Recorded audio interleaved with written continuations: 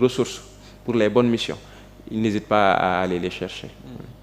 Alors wax nga sànq waxu souverainisme ñu bëri buñ ko déggee seen xel dafay dem automatiquement ci suñu jëflante ak yeneen réew yi effectivement loolu la wëndoo. Maintenant ban politique étrangère le projet bi fas yéene indi ci Sénégal maanaam suñu réew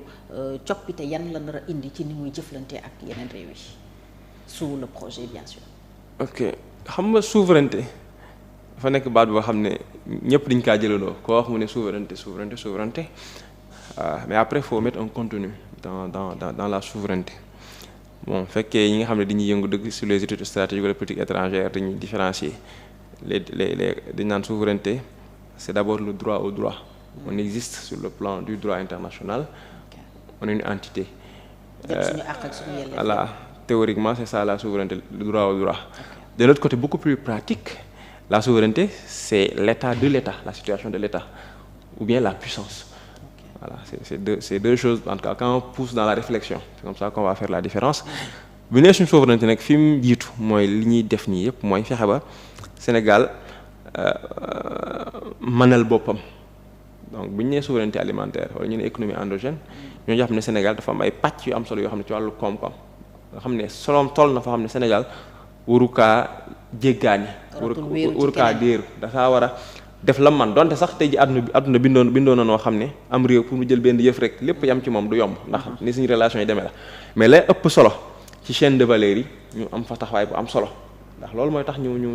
moom suñu bopp. tey jii fekkee man boo naan souveraineté te bayoo dara sa réew defoo dara ci lekk nga xam ne ki ci biti bu la nangu wut a jaay doo lekk sa souveraineté aw tour la mais am na foo xam ne dafa àgg moo tax ñuy commencer sur ces bases là. Donc souveraineté alimentaire économique de manière générale mais également fexe ba Sénégal li nga xam ne mooy territoire am mu nekk fa kilifa ci biir Sénégal ak la xool suñu intérêt suñu baat nekk ca kaw kenn bañ ñoo dicter dara loolu nag ay moyens yu bari yu ñu développé la naturellement dans le contexte schizogène que nous avons le plan sécuritaire daf ciy bokk donc renforcer nos forces de sécurité ba nga xam ne dañ mën a aar suñu territoire Sénégal jël position yoo xam ne dañ ko mën a assumer waaye tamit dans divers secteurs dans le domaine de la culture par exemple c'est important que le Sénégal puisse réfléchir de lui-même s'orienter selon sa culture selon sa vision culturelle selon sa vision des choses donc c'est un ensemble de choses yoo xam ne li ci jiitu rek mooy Sénégal am intention boo xam ne du ma ne autonomie mais day am marge de manœuvre si lépp xam ne kenn duñu tënk loolu nag soxna Fatou foog ñu koy rappeler mission bu gudd la du mission boo xam ne dañuy jàpp ne da ngay ñëw nii rek en 6 mois parce que c'est pas de la théorie c'est de la pratique. Ces marges de manœuvre là il faut travailler à les gagner. Maintenant ce qui est important c'est que les premiers pas se posent dès maintenant donc il faut s'assumer et avoir une cohérence d'ensemble dans nos différentes politiques et je pense que le président de la République a accompli donc la politique étrangère du Sénégal parce que c'est ça la question je fais le développement pour camper c'est d'abord de développer des marges de manœuvre d'assumer nos positions selon nos intérêts parce qu'une politique étrangère c'est pour les intérêts du Sénégal et sa sécurité ces intérêts-là c'est des intérêts extrêmement importants qui peuvent être des intérêts vitaux ou à minima être des intérêts stratégiques maintenant quel qu'il soit il faut que le Sénégal travaille à pouvoir se positionner et développer des positions yoo xam ne intérêt dëgg moo ko laal ne pas développer une politique étrangère prendre des positions parce qu'en partie quelqu'un nañ ko imposer voilà on veut satisfaire quelqu'un mais vraiment li président la wax président sénégalais yi la pas bu mu teg pour njëriñu Sénégal la politique étrangère aussi foofu lay jëm l'autre aspect maintenant c'est de pouvoir rayonner parce que le Sénégal a une histoire le Sénégal a déjà joué plusieurs rôles et le rayonnement c'est par exemple ce qui se passe à la CEDEAO le fait que le Sénégal soit désigné pour jouer ce rôle-là maintenant sur d'autres aspects sur d'autres enjeux defe naa Sénégal dina ko gën a mën a jouer fi muy sukkandikoo mooy lan sur ses ressources humaines d'abord ensuite sur les efforts que le Sénégal fera en termes de développement. Alors am na ñu jàpp ne souverainisme boobu pour mu sotti peut-être qu'il faudra s'affranchir tinki bu mu jaam bi ñu tënk ci suñu diggante ak yenn réew yu mel ni France par exemple avec le CFA ñu wax ne tey lu ñu mën a wax moomuñu suñu xaalis mënuñu ci def dara parce que garantie yoruñu ko amuñu ci autonomie amuñu ci mainmise amuñu ci indépendance sur ce plan-là est-ce que mën nañu considérer ne am suñu monnaie bopp ci premier pas yi lañ ko mën a dugal am suñu mën a bopp ci loolu ci pàcc bi nga dugg lu mën a nekk la mais defe naa ne président de la République li mu wax mooy te feddali ko on est dans une organisation régionale qui s'appelle la CEDEAO le président a rappelé njariñ ñu jox CEDEAO on est dans une autre organisation qui s'appelle l'UEMOA ñu jox ko njariñ je pense que dans ce monde-là les dynamiques gagnantes sont les dynamiques d'ensemble la CEDEAO a un projet de monnaie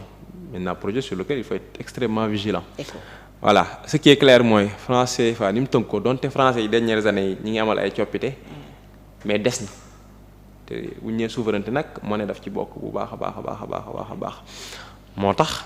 tey je pense que le Sénégal va faire bouger les lignes mais la priorité je pense le président l'a rappelé c'est que ça soit fait dans une dynamique d'ensemble au niveau de la CEDEAO maintenant si au niveau de la CEDEAO liñ ci bëgg wala liñ ciy xaar amuñu ko jàpp naa ne même bu dul Sénégal kese am na réew yu nekk CEDEAO yoo xam ne seen gëm-gëm mooy loolu dinañ àndandoo dox ci voilà mais c'est pas une course ndax tey jii il faut avoir une monnaie c'est important parce que je pense que la monnaie à côté c'est un levier important de politique économique fondamental mais il y a pas que la monnaie c'est-à-dire avoir une monnaie n'est pas une finalité pour le développement pour preuve on a des pays autour de nous qui ont leur monnaie voilà c'est important mais c'est pas une finalité parce que après la monnaie avoir sa monnaie c'est la gouvernance autour de cette monnaie-là qui c'est un levier extrêmement important mais je pense boo xam ne lu am lu bari lu koy tënk et je pense qu'aujourd'hui autour du gouvernement on a les bons profils pour réfléchir sur cette question et avancer quand je dis les bons profils c'est qu'on a d'excellents experts parfois nit ñi dañu koy fàtte autour de ces questions dans le gouvernement boo jëlee le ministre de l'économie Abdourahmane Sarr sa spécialité boo jëlee le secrétaire général du gouvernement Alamine Lo c'est sa spécialité et donc c'est des personnes extrêmement outillées, pointues sur la question. Je pense qu'ils seront accompagnés le Sénégal pour prendre les bonnes décisions. Mais ce qu'il faut rappeler, c'est que le Sénégal ne fait pas une course pour prendre des décisions pour le plaisir de les prendre. Donc c'est une question extrêmement sérieuse. C'est une question extrêmement sérieuse qui s'inscrit dans une dynamique communautaire. Il faut d'abord l'aborder dans cette dynamique. Mais ce qui est important, c'est que le Sénégal garde le focus sur ses intérêts. Et que si jamais, je pense, la CEDEAO ne bougeait pas sur cette question-là, je pense que le Sénégal pourrait porter le combat. On parle de politique étrangère et de rayonnement, mais c'est des questions sur lesquelles le Sénégal peut se positionner, porter un point de vue et le développer avec les autres pays de la région, au besoin. Voilà. Alors bu weesoo monnaie bi tudd nga sànq wàllu sécurité fan yëpp président d'ailleurs wax na ci ndaje même si taskatu xibaar yi keroog mooy base militaire étrangère yi nga xam ne ñoo nekk ci Sénégal maanaam takk der yeneen réew mi ne faax ci réew mi am fi toogaay boo xam ne président Abdoulaye Wade xeexoon na ko jëlee fii ñu baree bari président Macky Sall bu ñëwee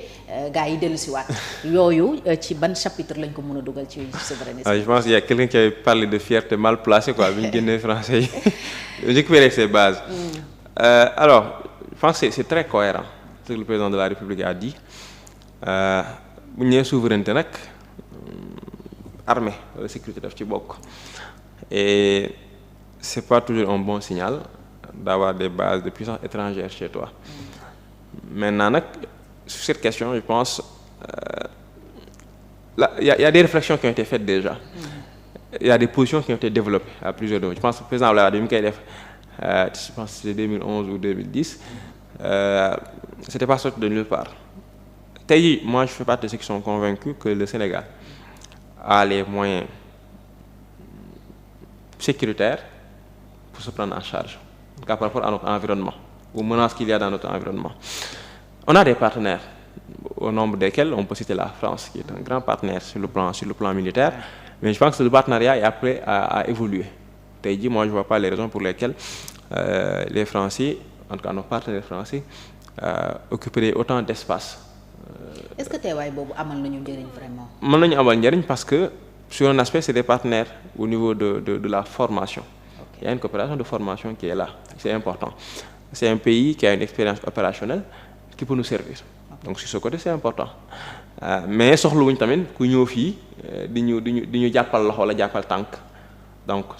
On a besoin de partenariat dans la formation, on a besoin de partenariat au niveau de l'industrie militaire, s'ils sont disposés à le faire. Sur ce côté, on peut beaucoup avancer. Mais pour le reste, le Sénégal doit se prendre en charge et nous donner de la marge aussi pour nous ouvrir vers les autres partenaires. C'est déjà le cas, hein. France dafa fës rek, mais le Sénégal a beaucoup de partenaires sur le plan sécuritaire. Donc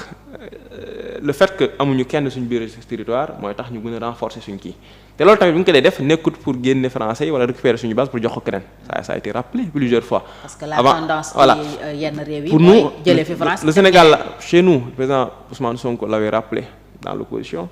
ça a été rappelé une fois au pouvoir, c'est pas pour dàq A pour indi B. Donc le Sénégal est un pays qui s'assume. On a nos partenaires. Tant que ces partenaires-là, tant que ces partenariats sont mutuellement gagnants et respectueux de notre souveraineté, je pense que le Sénégal est partant. Donc aujourd'hui, même les Français, hein, ça c'est un autre côté que j'aborde. Je pense qu'on est dans une logique de se faire plus discret aussi chez nous. Je pense que c'est heureux. Le Sénégal se prend en charge, renforce ses moyens militaires, et ça c'est le grand chantier. Donc il faut renforcer les capacités de nos forces armées, de nos forces de défense et de sécurité. Les mettre dans les conditions, mais en amont aussi, la sécurité aussi, c'est faire de la prévention. Et ça, d'abord, c'est dans l'inclusion sociale, dans l'équité territoriale, dans la prise en charge des préoccupations des populations. Et c'est ce tout-là qui fera du Sénégal un pays sécurisé et qui n'aura pas besoin d'un partenaire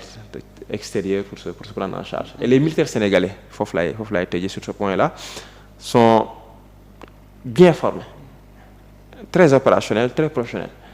Avec les autres forces, la gendarmerie, la police, etc., je pense, sont capables de prendre en charge nos préoccupations de sécurité. Alors renégociation contrat yi même bu bokkul ci souverainisme bi bokk na ci en tout cas lii tax Sénégal mun a gën a jëriñu ci li muy am ci réewam moo xam pétrole bi gaz bi wala li nekk ci géej gi wala li ci biir suuf si muy